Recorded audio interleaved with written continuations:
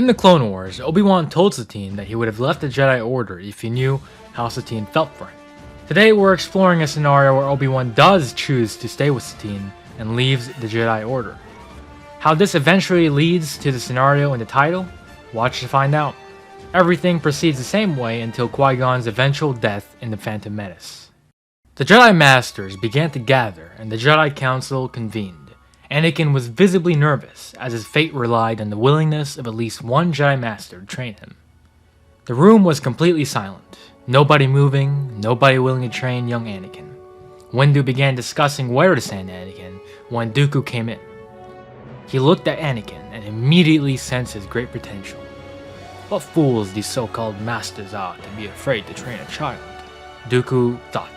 Dooku then interrupted. I'll take him, Master Windu.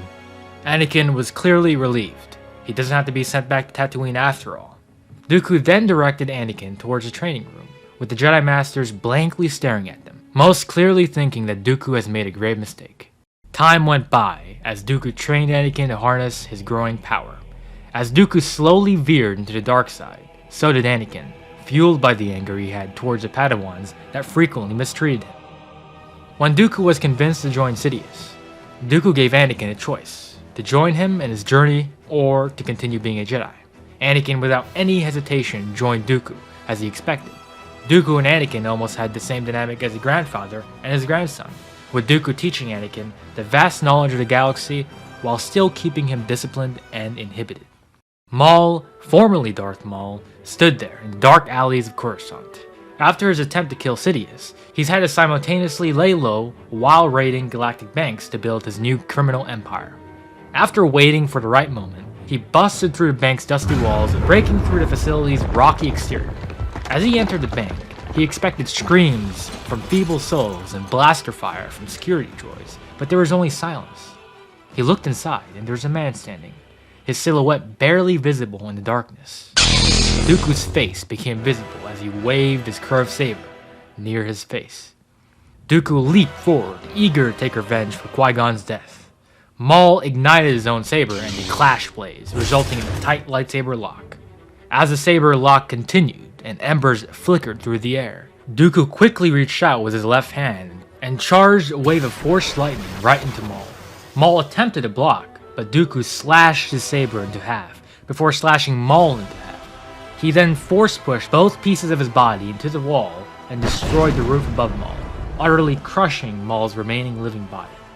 Dooku basked in succeeding to kill Qui-Gon's murderer, yet he still felt the same despair that he felt when he sensed Qui-Gon's death. Shortly after the death of Maul, the Clone Wars would start and Anakin's training as a Sith apprentice would be complete. Out of the many droid types and separatist generals that ravage Republic planets, Skywalker the Butcher, as they called him, was the most feared. He's managed to kill a dozen Jedi since the beginning of the war, and the Jedi schemed to assassinate him, but today was the Jedi Order's prime opportunity. The assault on Kashyyyk was underway, and Anakin could hear the droids patrolling the dark grassy forest around his hut. By sheer luck, he survived a clone throwing a grenade at his feet. He hated to delay the assault to heal his wounds, but the empty-headed droids wouldn't be able to do the job themselves. Night arrived, and he was nearly asleep when he stopped hearing the clanks of his security droids. At first, he thought it was the droids malfunctioning, but he began to sense something out of place. The three Jedi encircled Anakin, forcing him to desperately defend his position. As he deflected strike after strike from the cowardly Jedi, his anger grew. One Jedi Master locked blades with Anakin, leaving him open for the other two Jedi. The Jedi's blade landed on his forehead, and he felt the intense heat propulsing from the green blade. Anakin, knowing his head would be sliced in half if he just stood there, lunged atop the hut. One of the Jedi immediately jumped up, trying to attack him from behind. Anakin looked like he was about to brace for an attack until he threw his saber at the Jedi Master, mid-air, burning through his chest. As the fallen Jedi's life drained away, Anakin grabbed his red saber and screamed in a similar fashion to Palpatine's Force scream, drawing power from the dark side. He then repeatedly thrusted his saber into the shocked Jedi. Without hesitation, Anakin reached out with his hand and crushed the remaining Jedi's throat. Anakin had survived, albeit narrowly. Even the combined strength of Kit Fisto, Adi Gallia, and Aegon Kolar was no match for the Butcher. With Anakin's recent victories in Kashyyyk and against 3 Jedi Masters, Palpatine contacted the Sith apprentice through a hologram. Palpatine promised to share his ancient knowledge with Anakin if he agrees to take Dooku's place as his apprentice.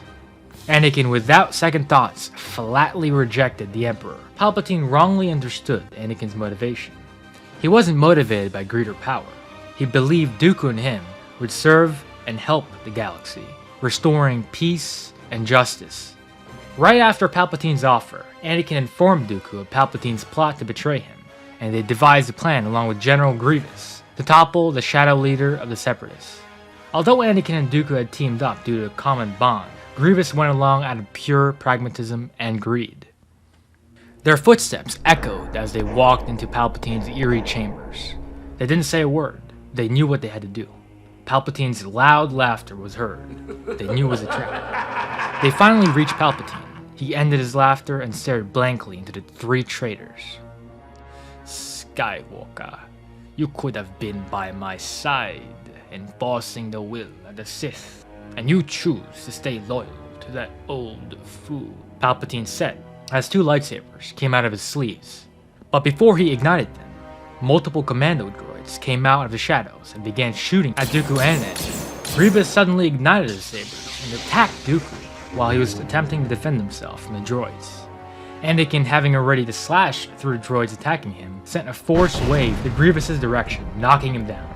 Anakin thought of all the times Grievous had escaped being captured or killed, sacrificing whole Separatist fleets for his own gain. This one fight, Grievous will not escape, he thought. After Dooku managed to fry the droids with a dash of Force lightning, Grievous began to go on defense, having to fight 2 superior opponents. Palpatine, seeing this, leaped towards Dooku with a ferocity even Dooku has never seen. Dooku, although an excellent duelist, began to grow tired of Palpatine's constant and unending slashes.